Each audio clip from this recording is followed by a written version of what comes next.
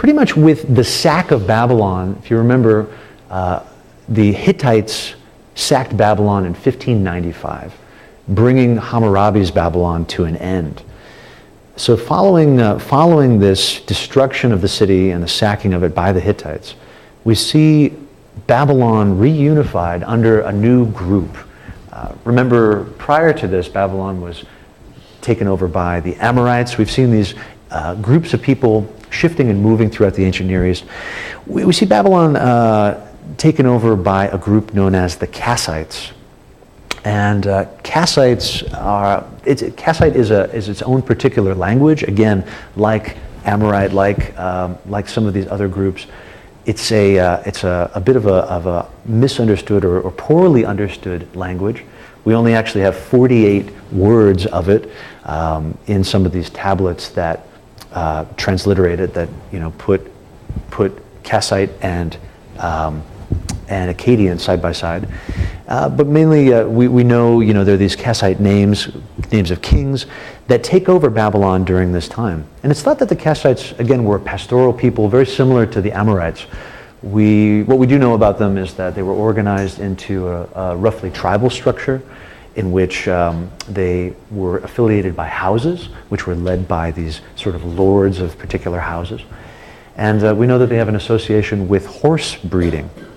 As we saw with the letters we've read, kings like Kadashman and Leal, who are contemporaries with Akhenaten and Ashurbanipal, these other kings writing to one another, Babylon becomes a massive and very important power during the 14th and 13th centuries.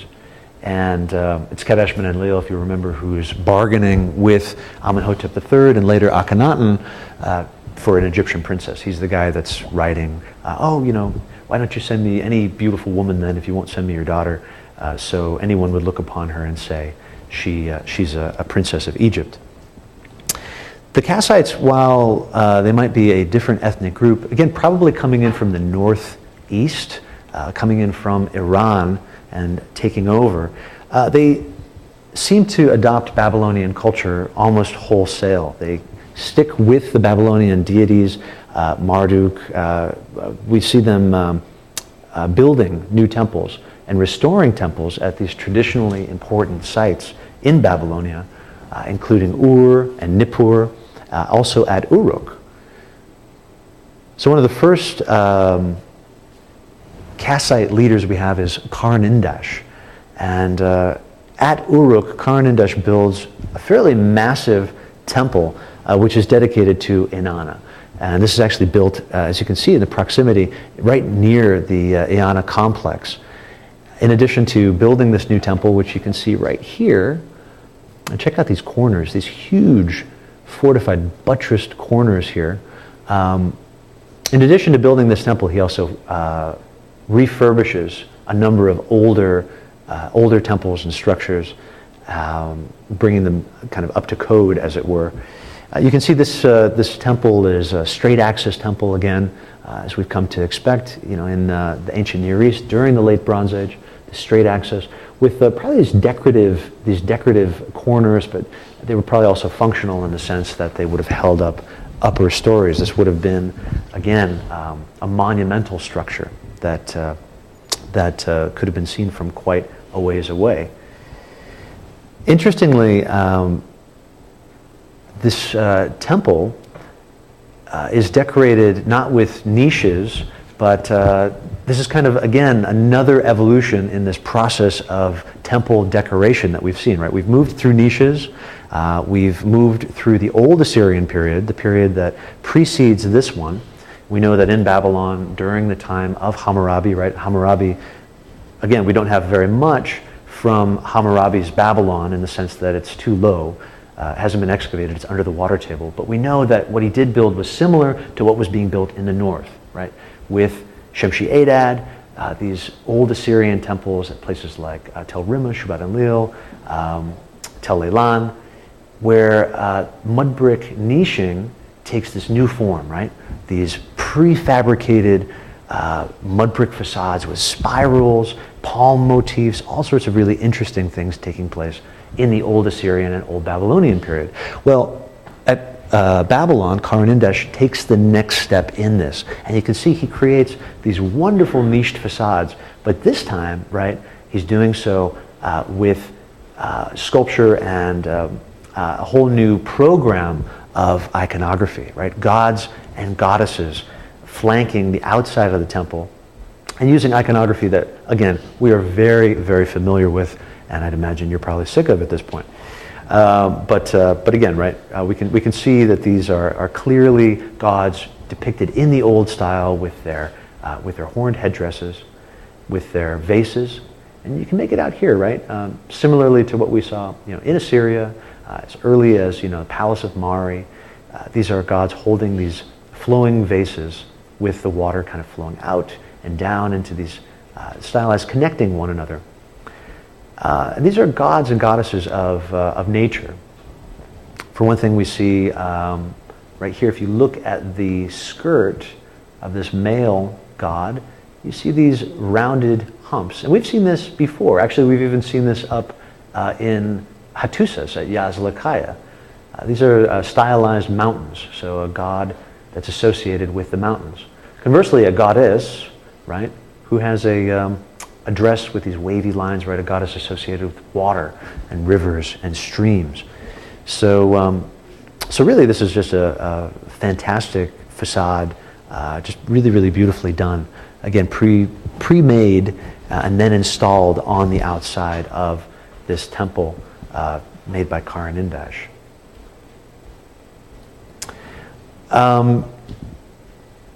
Let's see, so up until this point, Assyria, as we saw, had been a vassal of the Babylonian state. And it's under Ashur-uballit and these later Assyrian kings that we see them break away from Babylonian control, break away from Mitanni control, and assert themselves as their own state.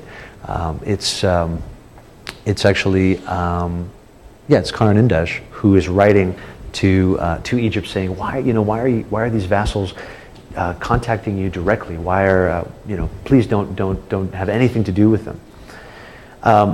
However, we do know that they do rise. Assyria ends up taking over Mitanni territory. They gain power, and actually, Ashur-uballit is eventually able to take control of Babylon itself and install a puppet king on the throne of Babylon named Kurigalzu, and he's the third one on the line of Babylonian kings there. Kurigalzu II. Kurigalzu II has Babylonian ties, but also has ties to Assyria through his mother and his father, respectively. And it's interesting that Ashur-uballit is expecting that Kurigalzu will be a loyal sort of subject now. Kurigalzu actually ends up siding with Babylon and becoming a great king in his own right. Really establishing a number of new things in Babylon and kind of turning away from Assyria. He's less of a puppet king than I think Ashur-uballit would have liked. That said, he's still a political outsider, right? So if you're a political outsider and you're in the late Bronze Age, what are you going to do to establish your new reign? What's the first thing that you're going to do? You're going to stay in Babylon? No, right, you're not. You're going to go establish your own city, and you're going to name it after yourself. And so if you're keeping track, right, we've already seen this a few times before. Egypt, Akhenaten founds the city of Amarna, but actually Amarna's name is Akhet-Aten. So Akhenaten is the spirit of the Aten. Akhet-Aten is the horizon of the Aten. So really, Akhenaten, new religious reforms, has to get out of the main areas of power, founds a new city, names it after himself. Assyria, Kar-Tukulti-Ninurta, right? Tukulti-Ninurta founds Kar-Tukulti-Ninurta. Same thing, right? Babylon, Kassites, Kurigalzu II, same thing. Dur-Kurigalzu. So we're looking at the site of Dur-Kurigalzu, a site that Kurigalzu names after himself, an administrative center now that he can, maintain power and really start over from scratch. So we've seen that now 3 times. And at this site, we find it's built actually on a large limestone outcropping which looks over the alluvial plain, And you can see here that there's a massive, massive ziggurat that's built in the 14th century by Kurigalzu II. It's preserved to about 57 meters in height. And what's great about this is you can actually see, get this inner view of how it's constructed. Again, like our ziggurat at Ur, every 7 courses or so, it's laid over, these bricks are laid over with reed matting. So you can see 777. And these reed mats, which again would have helped maintain the structural integrity of the site, giving it a little bit more flexibility and keeping it from just collapsing in on itself. Also, these series of twisted ropes which would have run through the ziggurat, keeping those outer walls together, and keeping them from again collapsing outwards. Because again, if you're building in mud brick, and this is mostly mud brick with a baked brick shell around the outside, you have to make sure that the structure is going to be cohesive as opposed to like building in stone.